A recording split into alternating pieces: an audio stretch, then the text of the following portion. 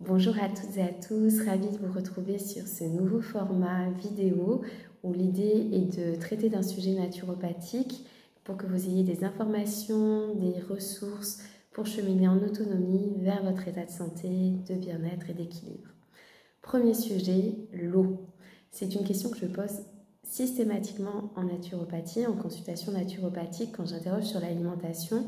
Quelle quantité d'eau buvez-vous et quel type d'eau buvez-vous?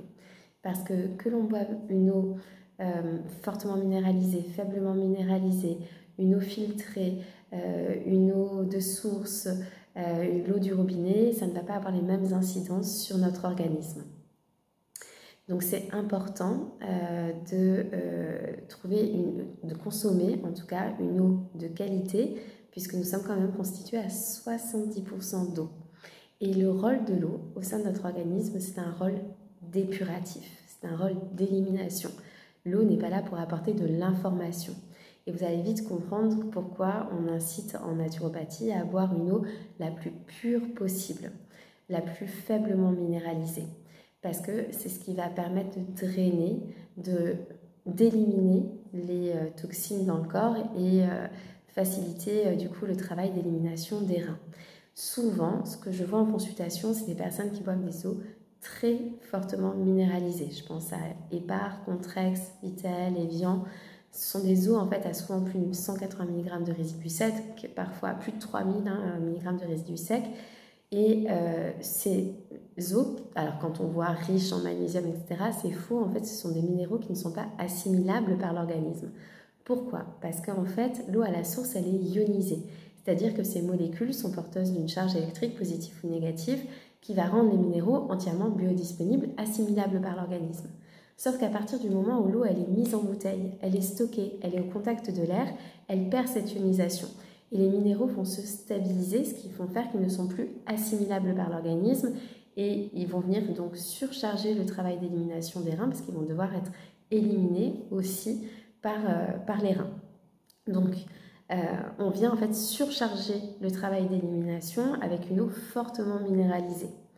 Pareil pour l'eau du robinet. L'eau du robinet est une eau certes potable, mais qui n'est pas forcément physiologiquement bonne pour notre organisme. Pourquoi? Parce que déjà elle est très riche en chlore, donc très acidifiante. Et on est souvent aujourd'hui dans une société où on voit des terrains qui s'acidifient. Ensuite, elle est très riche en résidus de métaux lourds, résidus hormonaux, résidus antibiotiques, particules de métaux lourds. Tout ça vient surcharger notre milieu intérieur. Il faut savoir que les échanges aussi intra-extracellulaires se font par pression osmotique. C'est-à-dire que plus l'eau que l'on apporte est concentrée et notre milieu intérieur est concentré, moins les échanges peuvent se faire parce qu'il y aura une pression osmotique moindre. Alors que si on apporte une eau pure, faiblement minéralisée, on va avoir un milieu intérieur qui est chargé, la pression osmotique va être plus grande et donc les échanges vont être favorisés. Donc on conseille souvent une eau faiblement minéralisée à moins de 180 mg de résidus secs. Donc c'est souvent Montroucourt, Rosée de la Reine, Volvic, Luchon. De toute façon c'est indiqué sur la bouteille. Il faut juste regarder résidus secs et il faut que ce soit à moins de 180 mg. C'est sûr que conseiller une eau en bouteille plastique, c'est pas l'idéal. Bon, il faut faire aussi avec la société telle qu'elle est aujourd'hui. Donc, pour les personnes pour qui ce n'est pas possible, et on va y venir d'investir dans un réel système de filtration, on peut toujours prendre des grosses bouteilles, donc des fontaines, souvent, des bidons d'eau, que je pense notamment à la Volvic qui se fait beaucoup, puis après les passer dans un contenant en verre, par exemple, à la maison. Ça peut déjà être une première solution. Sinon, il y a les systèmes de filtration. Alors, les premiers systèmes de filtration, type Brita, ou ceux que l'on peut mettre sur les robinets d'eau dans la cuisine, c'est un premier système de filtration. Ça ne va pas enlever les particules de métaux lourds, ça ne va pas enlever les résidus hormonaux et antibiotiques.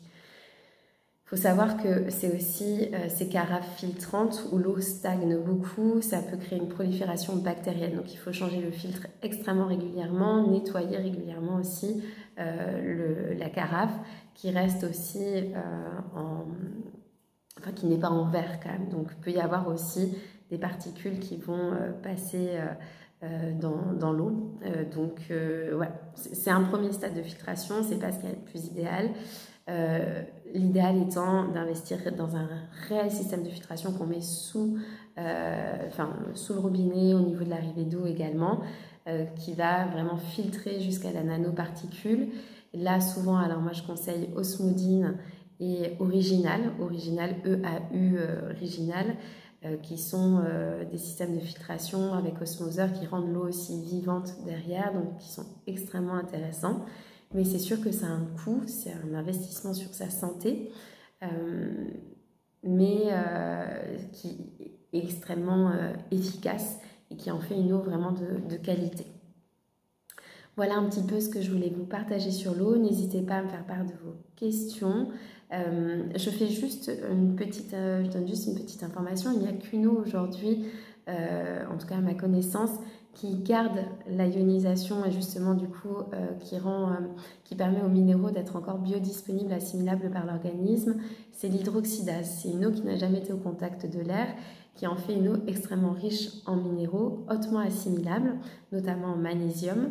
Et elle travaille aussi beaucoup sur le système nerveux, qui est une eau très vivante, donc qui va aussi revitaliser, remettre en mouvement, favoriser les éliminations. Mais ça ne peut pas être une eau de boisson courante, c'est une eau de cure en fait, tout simplement.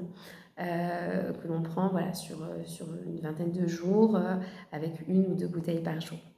Et je pensais juste aussi, toutes ces eaux type Perrier, Badois, qui sont très riches en sodium, pareil, des minéraux qui ne sont pas assimilables par l'organisme, ne peuvent pas être des eaux de boisson courantes. Vous pouvez en prendre une fois de temps en temps, quand vous avez envie de vous poser à une terrasse, par exemple, mais pas une eau de boisson courante. C'est trop fortement minéralisé, ça déséquilibre la pompe sodium-potassium, les éliminations ne vont pas se faire de façon optimale. Voilà un petit peu ce que je voulais vous partager aujourd'hui. N'hésitez pas à me dire si ça vous a plu, si c'est assez clair pour vous. Et si vous avez des questions, n'hésitez pas à me solliciter. Je vous souhaite une très belle journée à vous.